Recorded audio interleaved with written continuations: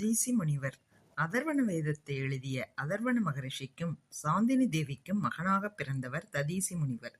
பிருகு முனிவரின் மரபில் தோன்றியவர். தேவர்கள் திருப்பார்கடலை கடையச் சென்றபோது தங்களது படைக்கலங்களை ததீசி முனிவரிடம் கொடுத்துட்டு கொஞ்ச காலம் கழிச்சு வந்து வாங்கிக்கிறோன்னு சொல்லிட்டு போறாங்க. ததீசி முனிவரும் சரின்னு வாங்கி வச்சுக்கிறாரு. ஆனா ரொம்ப காலம் ஆகியும் தேவர்கள் ஆயுதங்களை வாங்க வராததால் ததீசி முனிவரும் தேவர்களின் ஆயுதங்களை எல்லாம் திரவ வடிவமாக உருமாற்றி குடிச்சிடுறாரு. அந்த ஆயுதங்களின் சக்தி முழுவதும் ததீசி முனிவரின் முதுகெலும்பில் போய் சேர்ந்துடுது. இந்த சமயத்துல விருத்தாச்சுரன் அப்படிங்கிற அசுரன் பிரம்மாவை நோக்கி கடும் தவம் செய்து பஞ்ச பூதங்களினாலும் எவ்வகை உலோகங்களினாலும் செய்யப்பட்ட ஆயுதங்களால் எனக்கு மரணம் ஏற்படக்கூடாது என்று பிரம்மாவிடம் ஒரு வரத்தை வாங்குகிறான்.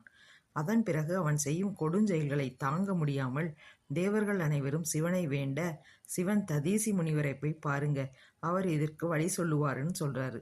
உடனே இந்திரன் முதலான அனைத்து தேவர்களும் ததீசி முனிவரை போய் பார்க்கறாங்க. முனிவரும் என்னுடைய முதுகெலும்பை கொண்டு ஒரு ஆயுதம் உருவாக்கி அதனை கொண்டு விருத்தாச்சுரனை அழியுங்கள் அப்படின்னு சொல்றாரு. இந்திரனும் அவருடைய முதுகெலும்பை வாங்கி வஜ்ராயுதம் பண்ணி அதை வைத்து விருத்தாச்சுரனை கொல்றாரு. ததீசி முனிவரின் உன்னதமான செயலால் மகிழ்ந்த சிவபெருமான் அவருக்கு முக்தி அளிக்கிறார். ஓம் நமச்சிவாய.